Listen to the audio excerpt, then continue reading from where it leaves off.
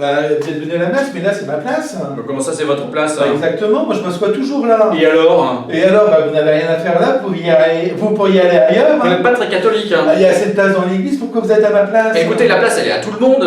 Bah non, elle est à moi.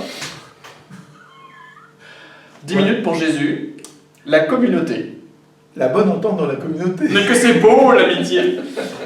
Frères et sœurs, nous allons repartir à l'origine pour savoir qu'est-ce que c'est que cette histoire de place unique ou communautaire. Qu'est-ce que c'est qu'une communauté chrétienne? Ah, d'abord, c'est vraiment obligé qu'on ait une communauté. Est-ce que je pourrais pas y juste avoir Dieu et moi? Ça marche très bien, juste Dieu et moi. C'est quand même beaucoup plus facile pour vivre. Bah, ce qu'on s'aperçoit dès le départ, c'est que Jésus, très vite, dès le début de sa vie publique, on va dire, est allé chercher les apôtres pour faire une communauté, un groupe d'hommes, ils étaient 12, et même l'Évangile nous dit que non seulement il y avait le groupe des 12 apôtres, mais il y avait aussi un groupe de femmes qui les suivaient, enfin il y avait d'autres compagnons qui les suivaient. Donc on s'aperçoit que dès le départ, Jésus nous fait comprendre que la mission, c'est ensemble qu'il faut la porter, c'est pas tout seul. Et puis quand on va un peu plus loin, une fois que Jésus est remonté au ciel, les apôtres refont la même chose. On va en Grèce, on va en Asie mineure, on va en Éthiopie, on fonde une communauté. Et on voit dans les lettres de Paul comment Paul dit « Aimez-vous, mes amis, et il faut se pardonner, il faut se supporter les uns les autres avec patience. » C'est écrit. Et donc, les apôtres aussi ont été confrontés à la diversité à l'intérieur d'une communauté. L'amour fraternel, ça n'est pas du tout gagné, c'est un défi. Et pourtant, dans les Actes des Apôtres, on montre quand même que cette vie fraternelle, elle a interpellé beaucoup de gens, puisque certains ont dit, vous voyez comme ils s'aiment, et ça leur a donné envie d'aller voir un peu ce qui s'y passe, quoi. Donc la vie communautaire, c'est quelque chose qui doit interpeller d'autres, qui doit donner envie à d'autres de venir voir ce qui se passe. Arrêt sur image, est-ce que notre communauté, par sa grande charité, interpelle d'autres? C'est une vraie question pour nous. C'est une vraie question pour nous aujourd'hui. Parfois oui, vraiment, et d'autres fois on peut encore progresser. On peut souvent progresser encore, un peu. Un peu d'histoire aussi, il y a eu la fondation des monastères, voilà, qui ont attiré autour des monastères, donc là pareil, communauté de vie et les paroissiens sont rajoutés, et puis plus tard sont nées les paroisses, avec un curé et des vicaires, mais il y a eu peut-être une difficulté, peut-être tout particulièrement au 19e, 20e siècle, peut-être à cause du fait du grand nombre de prêtres, c'est devenu, comment dirais-je, trop centré sur la personne du prêtre. Et la chance qu'on a aujourd'hui, c'est qu'on est moins nombreux, et donc on est obligé de se poser à nouveau les questions qui sont les plus importantes, notamment celle de la communauté. C'est pas le prêtre qui fait la communauté, c'est ensemble la communauté et le prêtre, et les fidèles, les paroissiens, vous avez le droit d'avoir des initiatives, de lancer la communauté, la tendresse, la vie fraternelle, le partage, aussi quand le prêtre n'est pas là. Voilà. Le prêtre, on voit bien dans l'Évangile, en fait, ce que Jésus dit, il faut un pasteur. Oui, il le fait. Un pasteur conduit ses brebis, je veux dire, mais il n'empêche pas le troupeau de vivre sa vie, d'une certaine manière. Et donc ça, je crois que c'est vraiment une dimension qu'on doit retrouver. Et qu'aujourd'hui, on s'aperçoit que, voilà, on cherche ensemble. Là, dans les paroisses, maintenant, il y a ce qu'on appelle des équipes d'animation paroissiale. Ça veut dire que, voilà, ensemble, on réfléchit à conduire le troupeau, hein, je veux dire. Parce qu'on s'aperçoit qu'une communauté sans prêtre, elle peut vite s'égarer. Hein, et un prêtre sans communauté, je dirais, c'est un peu pareil.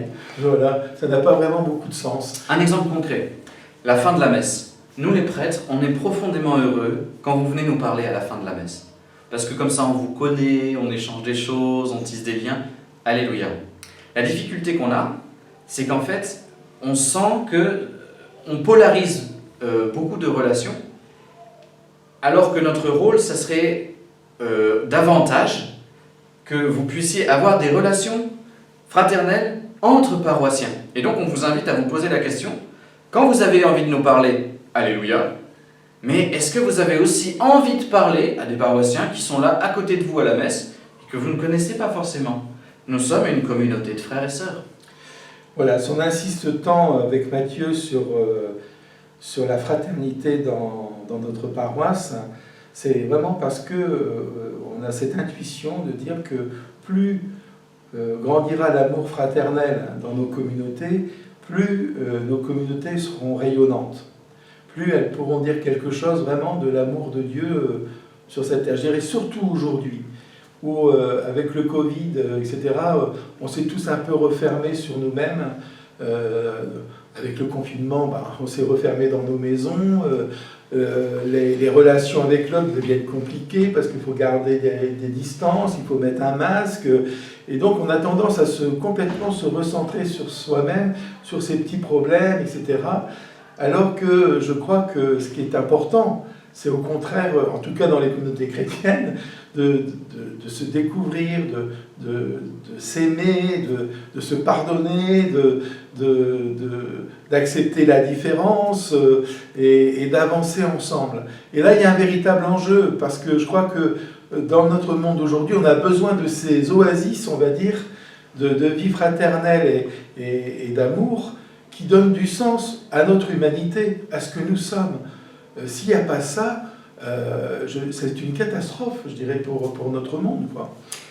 Et donc dans nos communautés, il y a de la diversité. On prend un exemple tout simple, c'est le chant. En fait, il y a des chants très différents. On a une chance extraordinaire en ce moment, il y a plein de chantres. Et chacun porte quelque chose, un trésor spécifique. Et on vous invite à vous réjouir de cette diversité. Et quand ce n'est pas votre type de chant, quand vous êtes moins à l'aise, nous vous invitons à vous réjouir. Parce que ça ne peut que faire grandir la communauté. Chacun peut se dire, j'ai ma place. C'est pas ma place. J'ai ma place, j'existe avec ce que je suis, mais je laisse l'autre avoir sa place. Et comme ça, on construit une vraie communauté. Même si c'est pas notre truc. Dans une famille, quand on choisit un film en famille, ou le jeu de société, ou le lieu de balade, ou le lieu de vacances, il y en a toujours la moitié qui sont pas très contents en fait. Ils font un effort pour les autres. Et bien c'est la même chose dans une vie de paroisse. Il y a des sensibilités différentes. Vraiment, on n'est pas tous, Pascal et moi par exemple, t'es pas tout dit pareil. Oh que non.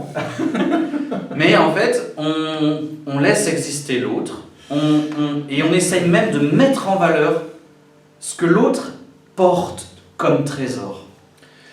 Je crois que le vrai problème, même dans une famille, c'est quand on veut imposer les choses aux autres.